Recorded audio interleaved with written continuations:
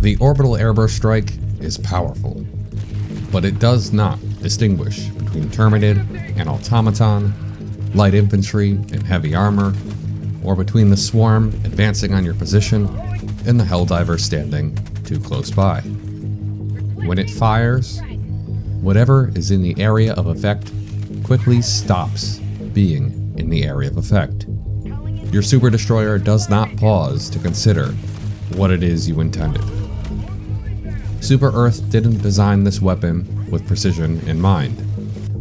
The galaxy has a lot of problems that accuracy alone cannot solve.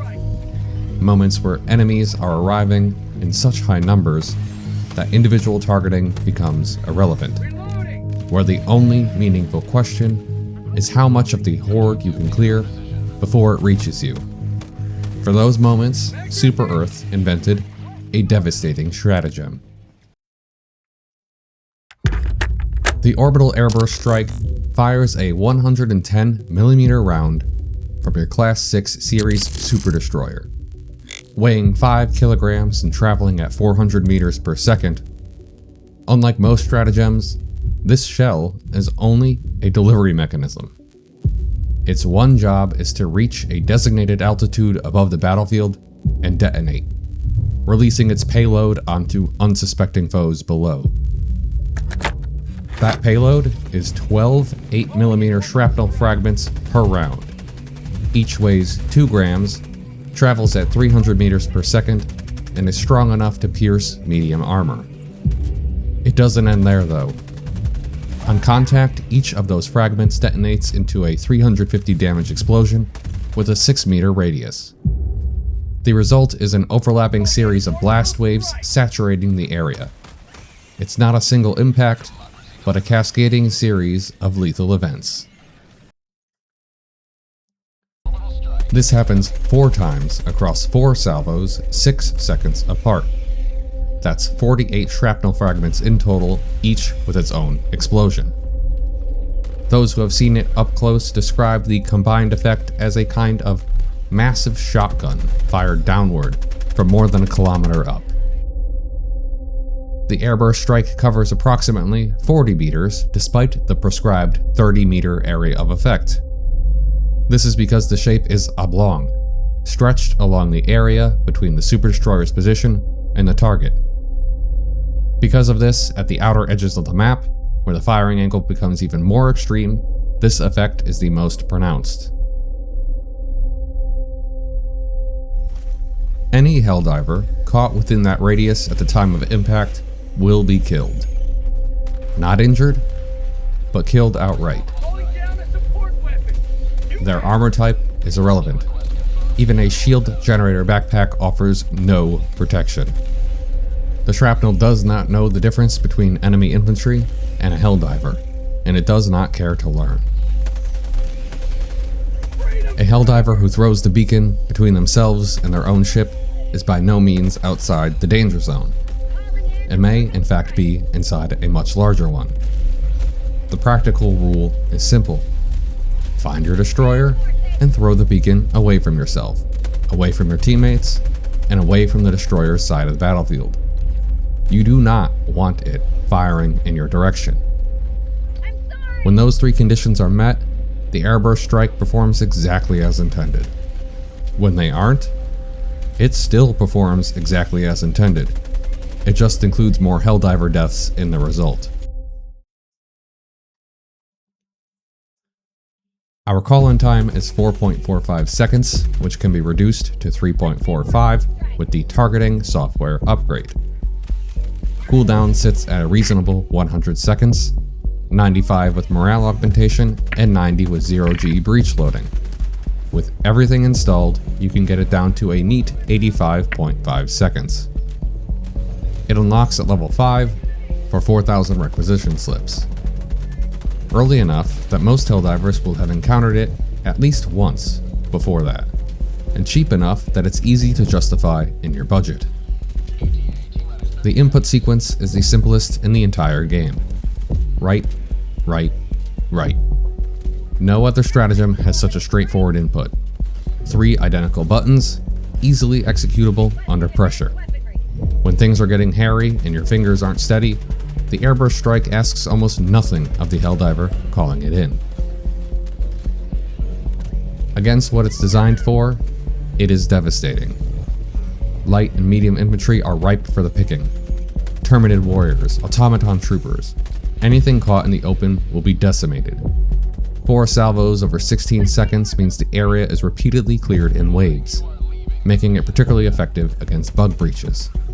A well-placed airburst on an active breach doesn't just kill the current wave, it keeps killing as the next one emerges, and even handles the one after that. Kill counts upwards of 25 enemies from a single deployment are not unusual. Its main weakness is heavy armor, against which it does nothing. Bile titans, chargers, tanks. The shrapnel simply can't penetrate their armor. What it can do, though, is clear everything around them. Any tough foes cleared of its supporting troops becomes a much simpler problem to solve. The airburst won't clear the heavies, but it does remove the flood of units alongside them. And many a Helldiver has died to the Horde while trying to deal with a much larger threat behind it. Bug holes and fabricators can technically be destroyed by the airburst, but only if the round enters the hole or the fabricator's vents directly. This is impossible if they aren't oriented towards the destroyer, but it is technically possible.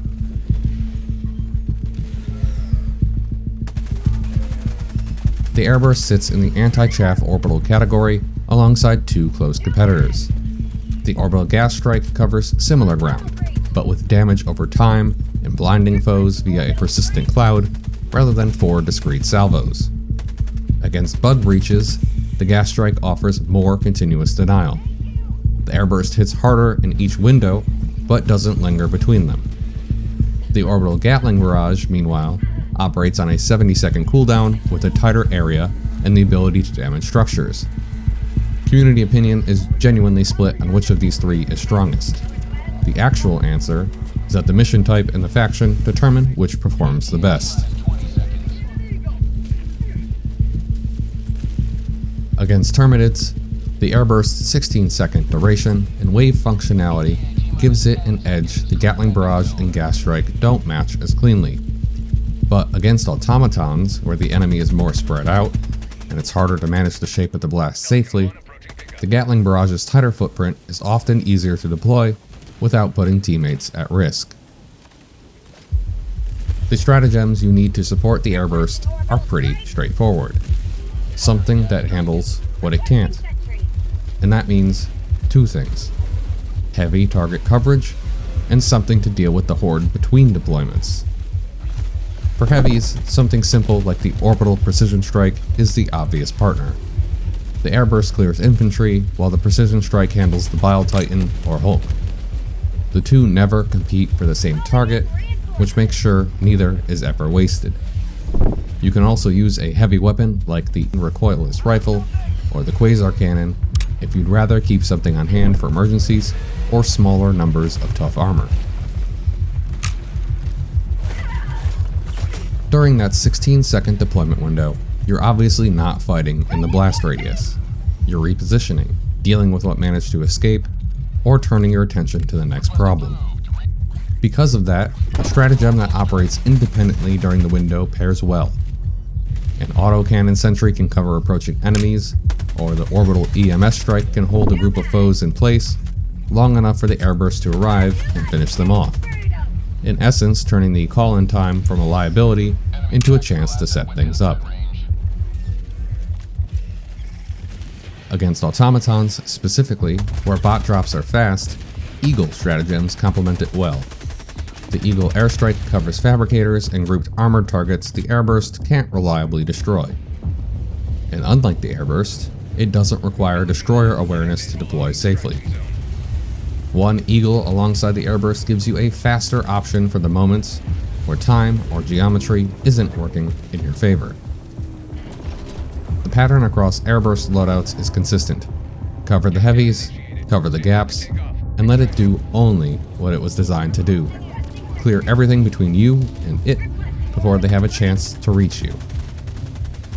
The Orbital Airburst Strike kills whatever is in the area, both enemies and Helldivers. It does not ask which of those outcomes you were hoping for. Used well, it is one of the most efficient crowd clearing stratagems in the game. It recharges fast, deploys simply, and covers a huge amount of ground. The 3 inputs are easy to remember. The constantly changing blast radius, on the other hand, is all too common to forget.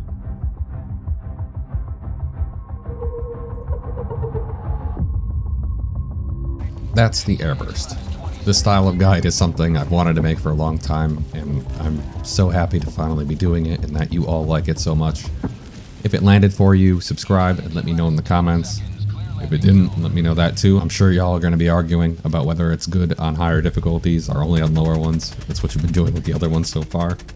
If you're one of the people who wants more of these faster, and there seems to be a lot of you, you can actually help make that happen by giving a super thanks in the comments or visiting my Patreon in the description. Both of those go directly towards freeing up the time I need to make these. The more support the channel gets, the faster these can come out, and that's the simple truth of things, as much as I hate to ask for monetary help. For now though, I think that's it. I'll see you next time.